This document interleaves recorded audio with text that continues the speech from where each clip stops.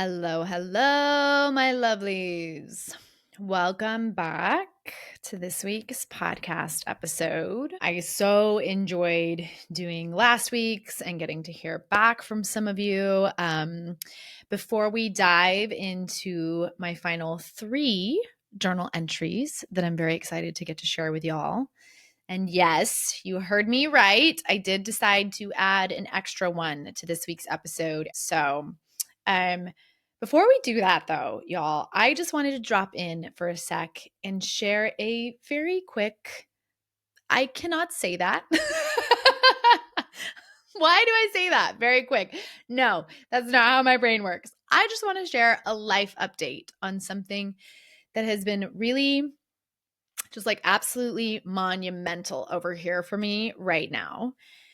And I haven't gone into too much detail about it yet. It is something I am very excited to do an episode about in the future. But as women in the community know, I went forward with pursuing a formal ADHD diagnosis and I received it about a month ago, y'all. And now I don't for me, y'all, so many things are making sense. I just keep thinking of that woman. You guys remember the review on the podcast that was like, she needs to be more succinct. She needs to be like Mel Robbins. Like she just goes off on all these tangents. And I'm like, yes, I do. So I know it can be a very different process for individuals receiving that diagnosis. But for me, y'all, it has been really, really good. You know, there's definitely some processing and like grief around, which I'll talk a little bit about in a second, but like main overarching feeling is just like, fuck yeah. I finally have words and a framework for this piece of myself that honestly, y'all, has been something I realize now I have spun around and not just understood. And I've tried to apply so many different parts of my coaching tools to it that just weren't working in the way that I now know medication can. So I'm seeing the ripples already. My sister just called me a couple weeks ago to talk about her own symptoms. And I have to say, I just felt really proud to be able to explain to her all that I've been learning and to be able to share with her what, my experience has been like and then what it's felt like now with medication, which is how, it's just, y'all, I can't say enough how absolutely eye-opening it has been for me to experience. And I'm on a super low dose. I'm on like a fourth of the normal adult dose each day. So I can't say enough how it's been like, whoa, different world. Another aspect of it that's been blowing my mind is just in understanding that ADHD is genetic. Y'all, it has provided so much insight on my mother. Honestly, I have been feeling like a lot more compassion towards her. Looking back at so many of her behaviors, the way she was often overwhelmed and just racing thoughts and unable to really like control her emotional outbursts. It's really made me wonder. I've already seen how much I have changed in my ability to parent from a much calmer, more regulated space, with just a little bit of medication to help. And it's made me really wonder, what her life could have been like if she had gotten diagnosed and had medication to support her. Because it's just shown a light on how much I I keep wanting to go like deep into this and I'm like, no, don't go deep. But y'all, it's been a real struggle here in really dark, difficult ways in my own process in ways that I'm now understanding are just like fully related to ADHD. And interestingly enough, my sister was asking me like, what tipped you off to it? What made you think it was ADHD? And I realized it was actually such an incredibly huge gift for me coming out of the community. There was a woman in my community who was sharing how difficult it was for her to support her husband who has ADHD and just kind of the toll it takes on partners when you have neurodivergent partners.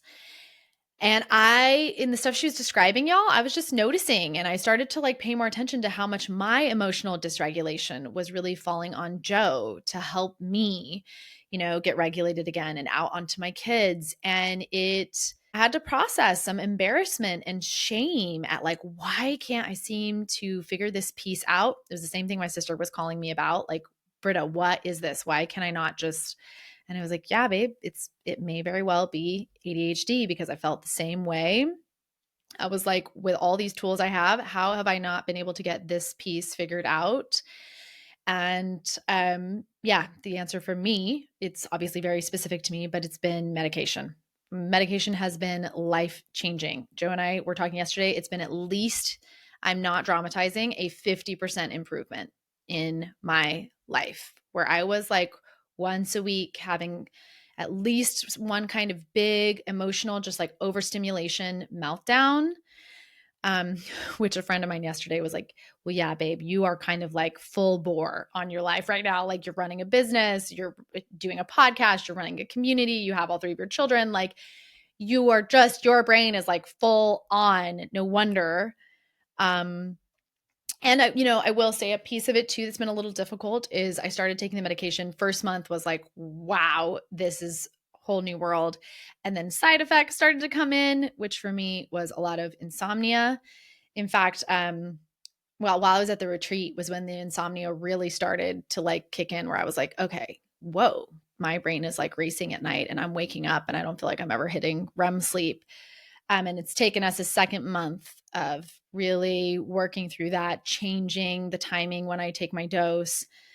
But it feels like we're kind of hitting the sweet spot now, where I've gotten a lot more of my sleep back and I'm still getting the good positive effects of the medication. So I'm like super excited to talk about this in the future. Especially because I can't help but wonder if many of you that are drawn to me and the way I talk and the way I podcast and the way my brain thinks could potentially be because you may also have ADHD. Estimates are that like 70%, 75% actually, of women that have ADHD are still undiagnosed. And that is really, really tragic. Like I said, I'm realizing for myself, I'm realizing for my mother how tragic that is, because when you have ADHD managed and medicated, the results that you can get in your life, the way it's like dramatic, the difference versus being undiagnosed. So I'm very excited to be able to advocate for it more, to help be a voice for awareness. I know when I was going through the process of trying to figure out, like looking at the symptoms and the descriptions, none of it really, like, it really did not resonate with me, y'all. Not until I got back the diagnosis was I like, oh, wow, I really do have it. Because as a woman, the way ADHD presents for me is so fucking different, which is not surprising, than the way the medical system has, only focused on young boys for their diagnosis of it. I'm just really also like reworking some of my framework and the way I think about. Yes, we have coaching for the mind. Yes, I focus a lot on processing, right? Emotional processing in the body. But then, y'all, there is just straight up brain chemistry. And that kind of shit gets to be helped with science. So, yeah, you guys can feel it's been a huge shift for me over on this side around that area in my life. Also, with that said, another kind of exciting life area that I wanted to share with y'all is that I'm in a really beautiful process right now of opening to even more potentials in how I structure my life and how Joe and I are kind of building our life together. And one of the biggest ways that we have been opening to that was we recently sat down and we decided together to have him take on a lot more of the managerial and household tasks that I just keep in my brain all the time, to really transfer those over to him so that I can have more time to create here. I was just realizing how much like writing requires a lot more time and like digesting for me. The podcast is something that is a much more fluid medium, and that writing is really where I'm feeling called. But to do that, I need more space to do, what I've been doing these last few weeks, like reading and digesting journal entries and forming new ideas and concepts and then bringing them to the page. So it was beautiful getting to bring that to him and say, this is what I'm feeling called to. This is the support that I would need. And him being like, yeah, I'm in. I want to provide that for you. I want to be there for you in that way. And us really talking about a future that I just never would have dreamed. Once again, going with the theme of these 2 episodes, changing your stars, I never would have dreamed that this would be the life that I'm living. Just last week when we were, trying this out, one of the things I've handed over to him entirely is dinner. Y'all, I don't think I've ever really enjoyed having to be in charge of like dinner every night. And so I was just like, babe, if you can take over dinners entirely. So last week I had my first moment of like working all day in beautiful flow, creating and working a lot later, which is just kind of typical for me sometimes when I get into my like beautiful ADHD hyper focus kind of flow. It's like one of my favorite things to do. And when I finished work, I pop out and I come into the kitchen and there he is cooking. And I was like, holy fuck, this is the sexiest thing ever. Like, yes. I mean, we've cooked together, but I've never like had him in the kitchen just cooking. And so he's cooking and I went outside and spent some time outside with my middle son, throwing the football around with him. And then I get to come in and help set the table. And we all sit down to this beautiful dinner with like a recipe we'd never tried before, all this new food, and it was delicious. And I loved that my boys got to see like Joe made our dinner. I fucking loved it. And we all enjoyed it and it was delicious. And I finally, in that moment, y'all, I got it. I got it on a totally different level of why the patriarchy is fighting so hard for the status quo and gender roles, the way we have structured families previously to not change. Because hell, if that wasn't just really fucking delightful. Y'all, I was like, oh, this is what it's like to go and work all day and feel great about yourself and like be creating and then come home and somebody has food for you and you get to play with your kids. And it was like, I get it. I get why y'all are hooked on this drug. The difference though, and that I really love with mine and Joe's is, we are both coming to this decision, this allocating of our energies in this way from places of consent, and desire. And that is like, so much more sexy than allocating our energies this way from like expectation and unspoken, duty and roles. So I'm truly getting in even a deeper way, y'all. How in last week's episode, I talked about that fish, what it feels like to be a fish in water. I am getting to see more and more just how easily and naturally I thrive in environments that are set up to support me in alignment with my natural skills and abilities. I'm reading a book by Tracy Otsuka called ADHD for, I think it's Badass Women. Anyway, she makes the point where she's like, mothering roles, like all of the, keeping track of appointments and dinner and all that shit is really not often a good fit for the way women with ADHD brains work. And boy, if I did not feel so fucking seen in that moment, right? Here I am now in this life with people who love me exactly as I am. Joe loves the way my brain works. It is not something that he feels like he needs to fix or change or, treat me like a little child around.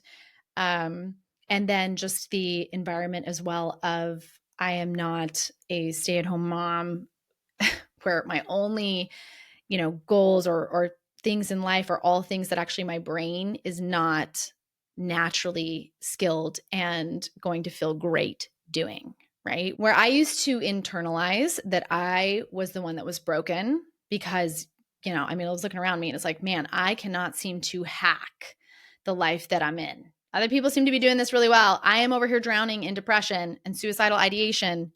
Y'all, I now fucking know it is not me that was the problem. It is not me. I was not the problem. It was the system. The system is the problem that told me a life like that, a life on land, was going to fit someone as wild and neurodivergent as me. I am a fucking sea creature. And more, y'all, I am filled with such gratitude. I just each year, I'm like, can it get better? I'm like, yes, holy shit, it can. Such gratitude to be 6 years out from my divorce and really building even deeper a life that is truly in support of me in the ways that I need, and that also supports the people I love in the ways I deeply value and want most. It just is a testament to another idea and belief that I had from the beginning, was that like, I want to live in a world where me thriving and my cup overflowing takes care of everybody else as well. I don't want to live in a world anymore that demands that I completely empty my cup out for everybody else to be safe, and that it has to be an either or, either I can feel good or I can take care of the people I love. Nope. It gets to be both. And that is such a beautiful segue, y'all, when we're thinking about, this process over the last 6 years. Like, how did we get to where we are now for me? This takes us right into the first journal entry that I want to share with y'all today, because I love how this one specifically shows kind of pretty beautifully, like intricately, what it has looked like when we think about the how over the 6 years, what it's looked like to catch myself in unhealthy patterns that were creating my current reality at the time, and to notice it and intentionally shift and change them for the future I most wanted. The process of going from where I was back in this journal entry, I was back in January of 2019 when I wrote this, to the life where I am now, is just a process. That journey is a process, okay? It is a daily, weekly, monthly process of awareness, compassion, self-coaching, and choosing to choose again and again and again. Now, a little backstory on this post is that this was right around the time I had decided I wanted to do a separation, but we hadn't yet started it. I'd come up with some ideas of what needed to happen. I was working on that with my therapist. We were going to put that in place, but we hadn't actually started the separation yet. So that was kind of looming on the horizon, though. My thoughts of okay, we're going to take this big step. I'm going to be experiencing being alone with the kids by myself, and that will definitely play in this post. So January 30th, 2019. Okay, do not want to repeat tonight. Spent the evening buffering and avoiding my life by watching 3 episodes of Dirty John with Kelly while the kids played at her house. When we finished at 9:30, my oldest was totally brain fried from the Xbox and a mess emotionally. Getting the kids out to the car was stressful, and once we were home, it just continued. I had to unload all of the Costco groceries, and my littlest kept saying he needed to poop, but if I left the bathroom, he would get off and go squat next to the bed in my oldest's room to hide and poop there. This happened twice, and I realized I couldn't leave him in the bathroom, so I just had to stay and wait. I was snapping at the kids with lots of commands. Go brush your teeth, hurry and get your pajamas. I don't like myself like this. And I don't like my kids either when I put them in a situation where they're tired and hungry and expected to move quickly. Recipe for disaster. At first, my thoughts were really negative. See, you're a bad mom. You don't make good choices. Your kids are suffering because of your choice. Why is this my life? I'm going to be stuck with my husband in my life forever. He's the father of my kids. I will always be reminded of all of this pain. We haven't even separated or divorced yet, and I'm already not keeping it together. I can't do this alone. I'm so sad about all of this. I'm not enough for my kids right now. And how will I ever be enough once I'm all on my own? And then in my closet, I just realized this